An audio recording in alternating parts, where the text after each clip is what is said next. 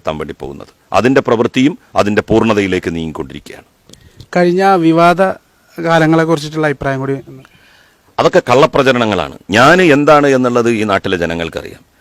E D അടക്കം മുടിനാരിഴകീറി പരിശോധിക്കുകയാണ്. നമ്മളുടെ സമ്പത്ത്, നമ്മൾ വാങ്ങിയിട്ടുള്ള സ്വത്തുക്കൾ, നമ്മളുടെ ജീവിതം, നമ്മളുടെ വീട് ഉൾപ്പെടെയുള്ള സംവിധാനങ്ങൾ. ഒരു തരിമ്പ് പോലും അതിലൊന്നും ഒരു അവിഹിതം കണ്ടെത്താൻ ലോകത്ത് ആരന്വേഷിച്ചാലും ഒരു ഏജൻസിക്കും കഴിയില്ല. ഞാൻ നേരത്തെ തന്നെ പറഞ്ഞിട്ടുണ്ട്, 1000 ഏജൻസികൾ 10,000 കൊല്ലം ഇരുന്ന് തപസ്സിരുന്ന് നോക്കിയാലും അവിഹിതമായി എന്തെങ്കിലും ചെയ്തു എന്നോ അല്ലെങ്കിൽ എന്തെങ്കിലും 10 പൈസ സമ്പാദിച്ചു എന്നോ ഒരാൾക്കും പറയാൻ കഴിയില്ല. അതുകൊണ്ട് തന്നെ നിർഭയം ജനങ്ങൾക്കിടയിൽ മുന്നോട്ട് പോവുകയാണ്. നിലവിലെ UDFന്റെ 2 MLA മാർ, ലീഗിന്റെ 2 MLA മാർ അറസ്റ്റ് ചെയ്ത് ഉള്ളിലാണ്. അപ്പോൾ അതിനെക്കുറിച്ചിട്ട് നിലവിൽ ഇവരുടെ UDFന്റെ ഇപ്പോഴത്തെ അവസ്ഥ, അവർ രാഷ്ട്രീയത്തിൽ വരുന്ന ഇലക്ഷനൊക്കെ നേരിടുന്ന ഒരു ഇതെന്താവും? UDF അഴിമതിയിൽ മുങ്ങിക്കുളിച്ചിരിക്കുകയാണ്. UDFനെതിരായിട്ട് വേറെ ആരും പറഞ്ഞിട്ടുള്ളതല്ല, നമ്മളുടെ കൺമുന്നിലുള്ള യാഥാർത്ഥ്യങ്ങളാണ്.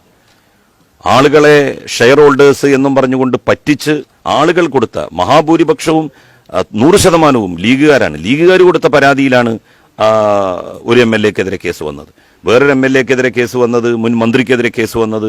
പാലാരിവട്ടം പാലം അത് പൊളിച്ചുകൊണ്ടിരിക്കുകയാണ്. അത് നമ്മളുടെ കൺമുന്നിലുള്ള യാഥാർത്ഥ്യങ്ങളാണ്. ഇതൊന്നും കെട്ടുകഥകളല്ല, രാഷ്ട്രീയ പ്രേരിതവുമല്ല.